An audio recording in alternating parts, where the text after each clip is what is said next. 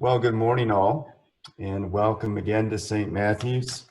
In this midst of ordinary time, in the midst of a hot July, I would like to welcome again all of you who are visiting St. Matthew's. I put in the chat box an email that an address you can send an email to where you can get to know us more if you'd like to join our community or get more involved with our events. So thank you for being here, and thank you everybody in the parish for joining us this Sunday. I know that Zoom worship is not what we all aspire to when we became members of St. Matthew's, but it's a way that we can go on and sustaining and feeding our common life. So I hope this is beneficial and edifying to you, and your being here is also edifying to others. And so thank you for supporting the parish, being here this time.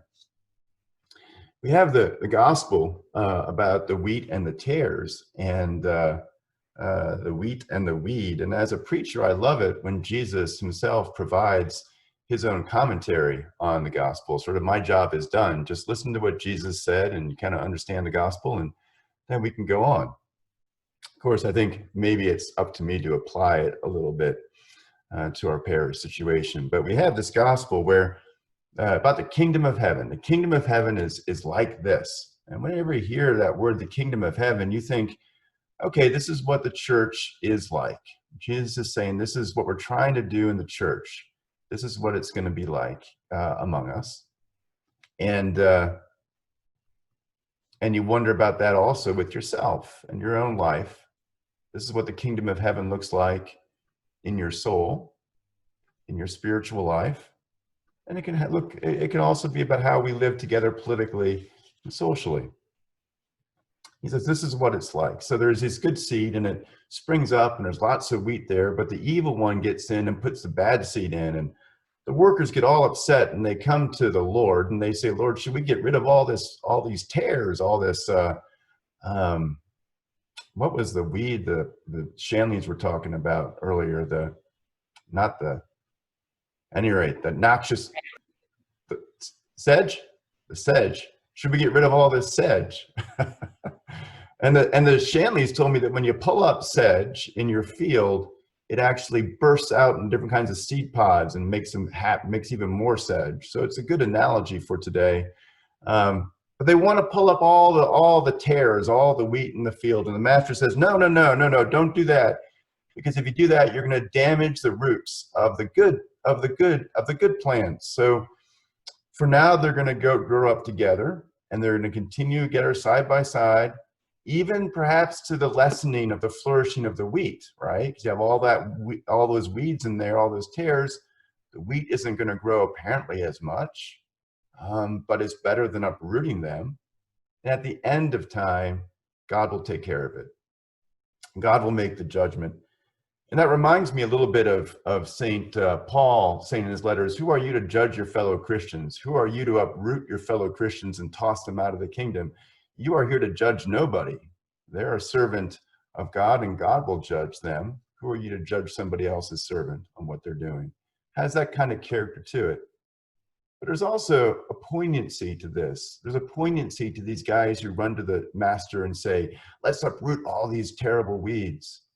Because we long and we groan, as St. Paul says, for fulfillment. We want fulfillment. We want to be satisfied. We want to reach the end. And we think that our fulfillment's going to come through purity. So there can be this longing for purity. If we just get rid of all the bad stuff, of all the stuff that's appearing to stop my flourishing, then I'll finally be fulfilled. Just help me get rid of all the bad stuff that shouldn't be there. And then we'll be happy. Then we'll be fulfilled. A longing for purity. But Jesus in this gospel is showing us a much different way. Remember that Jesus himself was removed, was uprooted in the righteous zeal of his time and tossed out. He shows us a different way of living alongside and living with all that seems wrong and that seems perhaps destructive It's not our job to uproot it, to get rid of it, but to continue in our life as the wheat, insofar as we have it, and that God himself will take care of it at the end. And for me personally, if I speak personally, this is a relief, because my life is not a life of purity, and it's not a life of perfection, and it's not a life of unalloyed kingdom of heaven. It's all mixed up in me. And so I can hear this gospel as a bit of a consolation, saying that that's okay. You know, God's going to take care of it in God's good time. God will take care of it. God will eventually remove some of those weeds. And there's a message here about how we as a parish community deal with things in our present community or in our past that seem to be growth from the evil one, seem to be evil. How do we deal with that? How do we live with that? And I'll come back to that at the end. That's where we're going. I want to first address an important question: is can we even tell the difference between the wheat and the tares? The old gospel preachers would often point out that tares, the old-fashioned word for this passage, for the weeds, looks a lot like wheat before it is harvestable. Can we even tell the difference between the wheat and the tares? And I'll follow Amy Peterson, her wonderful sermon from last week, and do a little gospel analogy. I mean, a garden analogy. In the monastery garden, my pride was 32 row feet of snap peas, sugar snap peas. And we grew the tall kind, the kind that grew up 7 feet tall on these gigantic trellises, 32 row feet of these things. But in the pasture in which we had our garden, we had a serious bindweed problem, right? And so every year the bindweed would find those trellises, because bindweed grows by its roots, and it would get into the trellises and begin to grow up. And bindweed, though, is also called wild morning glory because of its beautiful white flowers. It flourishes on my trellises, you know, and I could go in and I could snip it off at the ground level. But of course it spreads by roots, so it would just grow up elsewhere, and I'd have to live with it for the whole season, because if I try to go after it, I would kill my snap peas. So this gospel makes a lot of practical sense for me as a gardener at that time, but it also points out there's different kinds of flourishing in this world. There's different kinds of flourishing. There's bindweed flourishing, which is beautiful, looks beautiful and glorious and attractive, and is very vigorous and strong, but takes away from the fruit of the kingdom, the sugar snap peas, which have much more fragile little blossoms and a fragile life.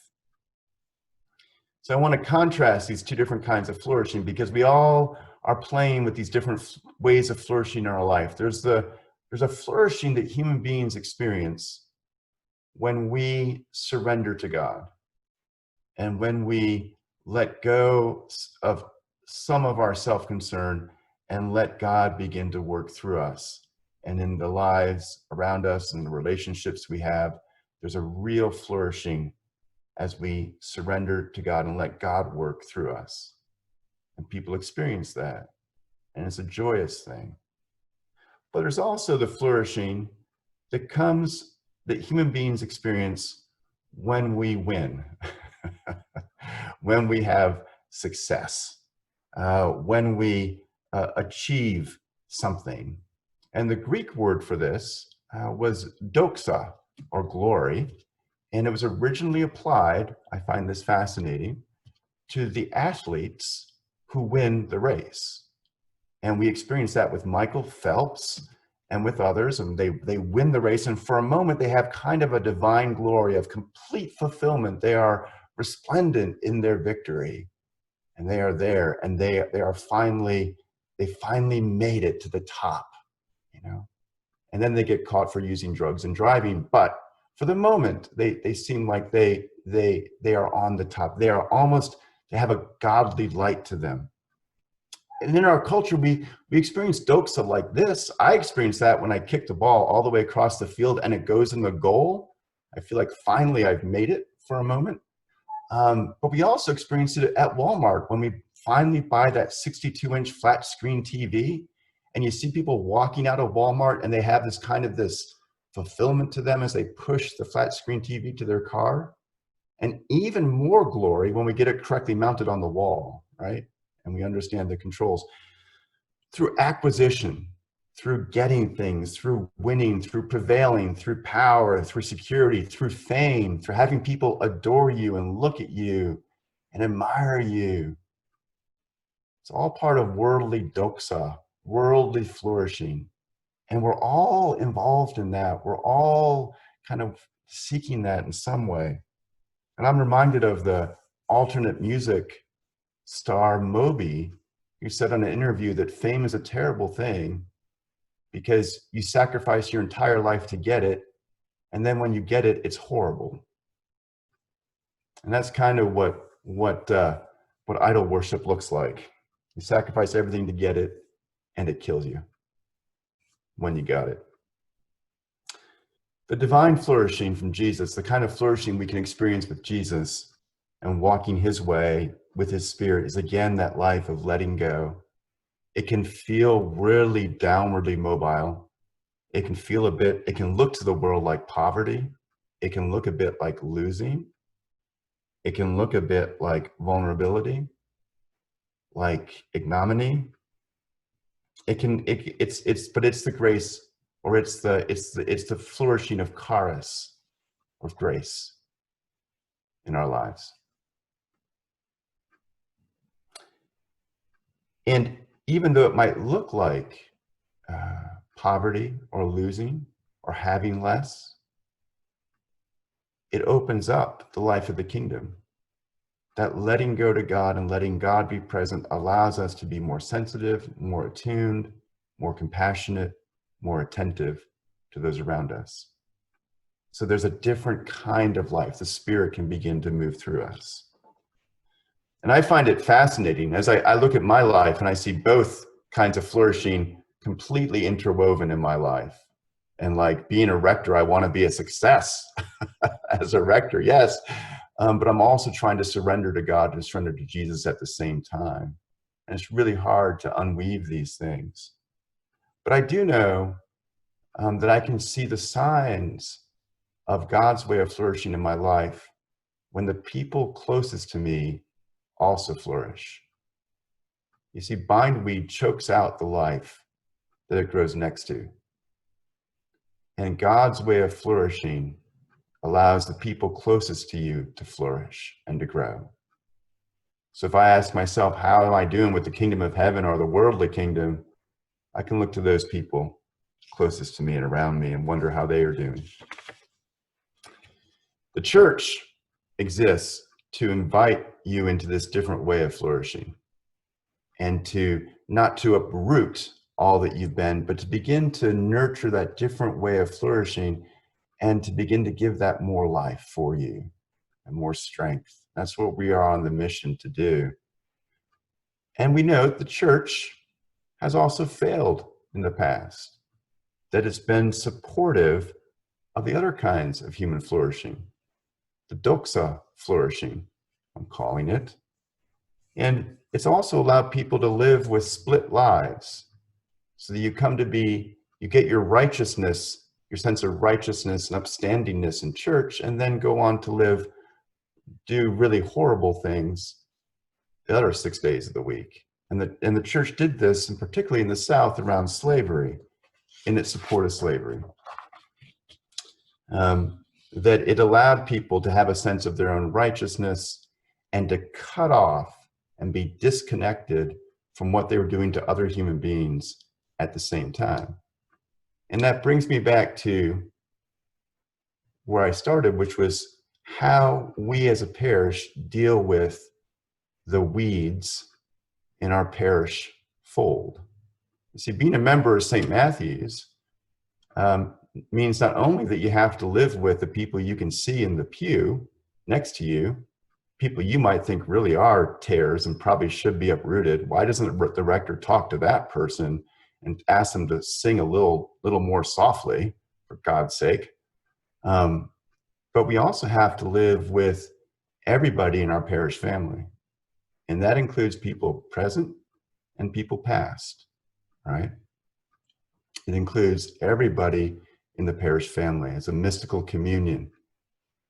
And we have the past. We have Thomas Ruffin, right, who was junior warden, gave the land to the parish, righteous and upstanding, and whose practice of slavery was also seen as a matter of scandal to other local slave owners because of the extreme cruelty and insensitivity with which he practiced it.